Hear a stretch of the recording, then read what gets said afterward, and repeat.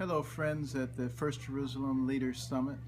I wish I could be with you there in person, but I have visited Jerusalem within the last year, and I was so impressed by the courage of the people who absolutely refused to be cowered by all of the violence and the hatred that surrounds them. And they refuse to allow terrorism to rule their lives. And I think there's a lot to be learned from that spirit. But also, I couldn't find a single person who thought America had not turned its back on Israel. And that's something I think we need to reverse in a hurry. You know, Israel is one of our strongest friends and allies.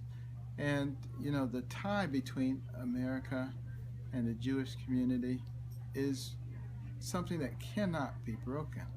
If you look on the back of a $1 bill, you will see a Star of David.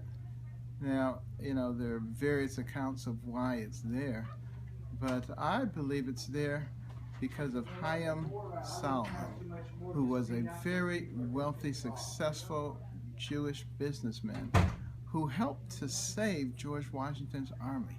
Basically gave away all of his wealth because the army was bankrupt, and helped in a number of other ways with the military victories that we achieved.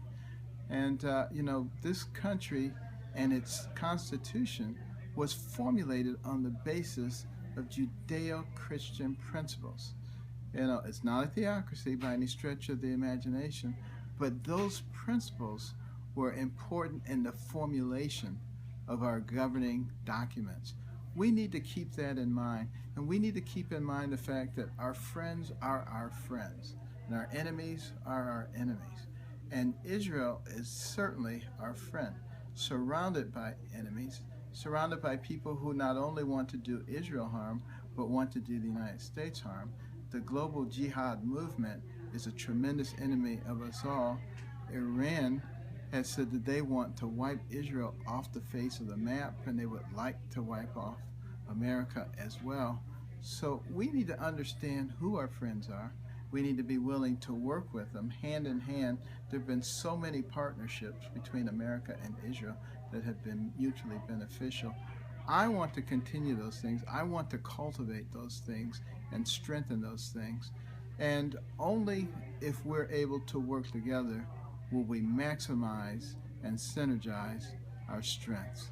So thank you for all the things that you have been doing.